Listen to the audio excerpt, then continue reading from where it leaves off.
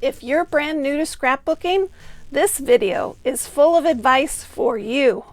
And if you're already a scrapbooker, please watch and then leave your advice for new scrapbookers in the comments below. This is Emilee's Paper Caper, where we love to scrap our stash and get pages done.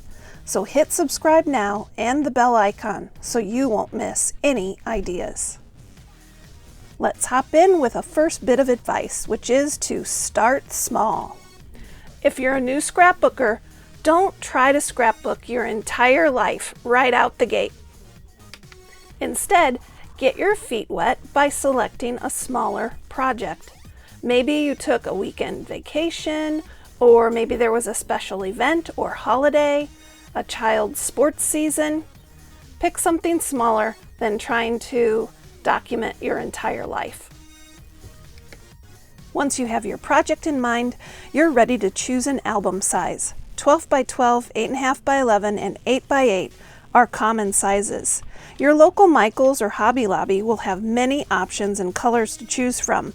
If you're lucky enough to have a locally owned scrapbook store in your area, I highly recommend asking them what albums they offer. Next, you need some basic supplies. First, we're going to talk about basic page elements, and then we'll shift gears and talk about a basic toolkit. When you're making your very first scrapbook page, keep things simple at first.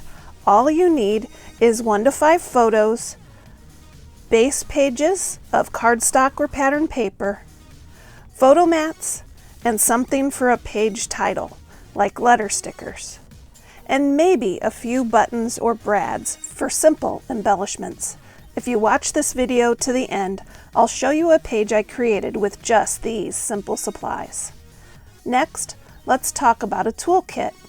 You're going to need a paper trimmer and adhesive. I prefer my ATG gun, but a glue stick is fine, and there's also some foam squares to add dimension to your projects. You're going to want some ink for distressing edges and stamping. I always recommend to keep some ribbon and baker's twine in your toolkit. This always comes in handy for embellishing pages.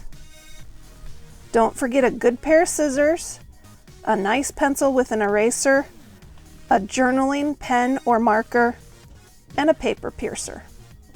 I'll list all these things down in the video description. Now that you have a list of supplies and tools that you want to get, let's talk about the next bit of advice, which is about shopping for bargains. Garage sales, tag sales, thrift stores. These are all great places to pick up gently used scrapbooking supplies and tools. Never pay retail for anything. Try to wait for a sale or use a coupon. Now that we've covered shopping, you're ready for the next bit of advice, which is to avoid collecting. There is no end to the amazing supplies and tools to choose from in the local stores. It is all very exciting and very tempting.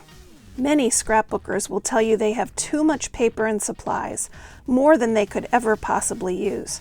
So as a new scrapbooker, my advice to you is to try to avoid this temptation to collect more than you actually need for your projects. Okay, let's move on to some other bits of advice. You don't have to scrapbook every photo. That's right, just pick your favorites. You don't have to scrap them all. As a new scrapbooker, this is one of the best things you can do. Meet other scrapbookers. Let me tell you why. Scrapbookers tend to be generous and friendly people. They like to help others and share their supplies.